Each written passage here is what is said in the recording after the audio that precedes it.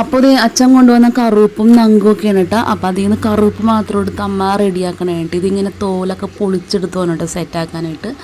നമ്മൾ ഈ കടലിനോട് എടുത്ത് കിടക്കണോണ്ട് തന്നെ എപ്പോഴും വീട്ടിൽ മീൻ ഉണ്ടാവും കേട്ടോ. മീൻ വാങ്ങിക്കണതല്ല, അച്ഛൻ കൊണ്ടുവന്നതാണ്. അപ്പം അമ്മത് ആ കറുപ്പ് റെഡിയാക്കണമെങ്കിൽ കുറച്ച് പണിയുണ്ട്. അതിൻ്റെ തൊലിയൊക്കെ നല്ലോണം വലിച്ചൂരി കളഞ്ഞു വേണം കേട്ടോ സെറ്റാക്കാനായിട്ട്. അപ്പം അമ്മ അത് റെഡിയാക്കിയൊക്കെ തന്നെയാണ്.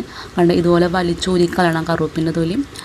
ഈ മീൻ റെഡിയാക്കാൻ കുറച്ച് ബുദ്ധിമുട്ടാണെങ്കിലും കഴിക്കാൻ അടിപൊളി ടേസ്റ്റാണ് കേട്ടോ. അതുകൊണ്ട് തന്നെ നമ്മൾ കുറച്ച് കഷ്ടപ്പെട്ട് റെഡിയാക്കിയാലും കുഴപ്പമില്ല. ഇത് നല്ല വറുത്തുപ്പും മുളകൊക്കെ പുരട്ടി നല്ല മിക്സ് ചെയ്ത് വറുത്തെടുക്കുമ്പോൾ ഒരു അടിപൊളി സൂപ്പർ ടേസ്റ്റാണ് കേട്ടോ. അപ്പോൾ അങ്ങനെ ഇത് തൊലിയൊക്കെ പൊളിച്ച് കഴിഞ്ഞിട്ട് അപ്പോൾ ഞാൻ മീൻ വറുക്കാൻ വേണ്ടിയിട്ട് മീൻ ഇതാ വരഞ്ഞൊക്കെ കൊടുത്ത് നമ്മുടെ ഉപ്പും മുളകും മസാലയൊക്കെ അതിൻ്റെ ഉള്ളിൽ പിടിക്കാൻ വേണ്ടിയിട്ട് മീനെല്ലാം നടുഭാഗവും സൈഡൊക്കെ നമ്മൾ വരഞ്ഞു കൊടുത്തിട്ടുണ്ട്. പിന്നെ ഇപ്പോഴത്തെ നമ്മുടെ മസാലക്കൂട്ടായ മുളക് പൊടി, മഞ്ഞൾപ്പൊടി, പിന്നെ അതുപോലെ ആവശ്യത്തിനുള്ള ഉപ്പും, അങ്ങനെ അത്രയും സാധനങ്ങൾ മാത്രം ചേർത്തിട്ട് നല്ലോണം അത് തിരുമ്മി പിടിപ്പിച്ചാൽ മതി. വെള്ളം ഇനി സെപ്പറേറ്റ് ഒഴിക്കേണ്ട ആവശ്യമില്ല, ഓൾറെഡി അതിനകത്ത് വെള്ളം ഉണ്ടാകുമല്ലോ. അപ്പം അങ്ങനെ അതൊക്കെ കുഴച്ച് നല്ല മിക്സ് ചെയ്ത് മീനിൽ നമുക്ക് നല്ലോണം തിരുമ്മി പിടിപ്പിച്ചെടുക്കാം കേട്ടോ. അപ്പോൾ ഈ അച്ഛനും അമ്മയും അവിടെ TV കണ്ടുകൊണ്ടിരിക്കണേ കേട്ടോ. അപ്പോൾ നമ്മുടെ പപ്പിയാണ് കേട്ടോ അവിടെ കൂട്ടിന്. അപ്പം അത് മസാല പുരട്ടി വെച്ച് നമ്മുടെ മീൻ നമുക്ക് വറുത്താലോ. ഇപ്പോൾ ഏകദേശം ഒരു അരമണിക്കൂറൊക്കെ കഴിഞ്ഞിട്ടാണ് നല്ലോണം മസാല പിടിച്ച് കഴിയുമ്പോൾ തന്നെ മീൻ അടിപൊളി ടേസ്റ്റ് ആയിരിക്കും കേട്ടോ. അപ്പം അത് നമ്മുടെ മീൻ ഒരു സൈഡ് നല്ലോണം മൊരിഞ്ഞിട്ടിട്ട് ഞാൻ അടുത്ത സൈഡ് മൊരിയാൻ വേണ്ടി മറിച്ചിട്ട് കൊടുക്കുന്നുണ്ട് കേട്ടോ. അപ്പം അത് രാവിലത്തെ കറുപ്പ് കറി വെച്ചതാണ് കേട്ടത്. അപ്പം അത് കുറച്ച് ബാക്കി ഉണ്ടായിരുന്നു. പിന്നെ നമ്മുടെ രാവിലത്തെ പുട്ടും ഉണ്ടായിരുന്നു.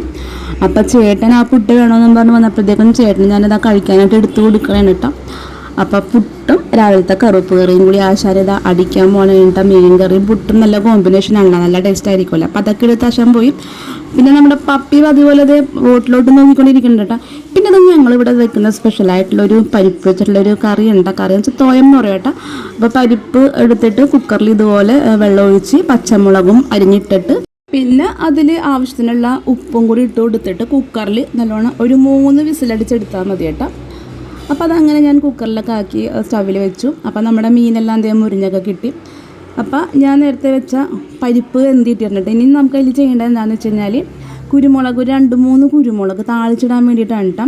കടുക് പൊട്ടിക്കുമ്പോൾ അതിലിടാൻ വേണ്ടിയിട്ടാണ്. കുരുമുളക് എടുത്തിട്ട് നല്ലോണം തോലെ കല്ലിൽ ചെറിയ ഇടികല്ലിൽ ഇങ്ങനെ ഇടിച്ചെടുത്താൽ മതി കേട്ടോ. എന്നിട്ട് വെളിച്ചെണ്ണയൊക്കെ ചൂടായി കടുകൊക്കെ ഇട്ടതിന് ശേഷം ഈ കുരുമുളക് പിന്നെ അതിൻ്റെ ഒപ്പം വേപ്പിലയും കൂടി ഇടണം കേട്ടോ.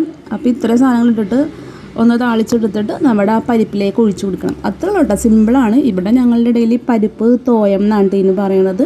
തോയം എന്ന് വെച്ച് കഴിഞ്ഞാൽ നമ്മുടെ കൊങ്ങിണി ഭാഷയിൽ പറയുന്നൊരു ഇതാണ് കേട്ടോ.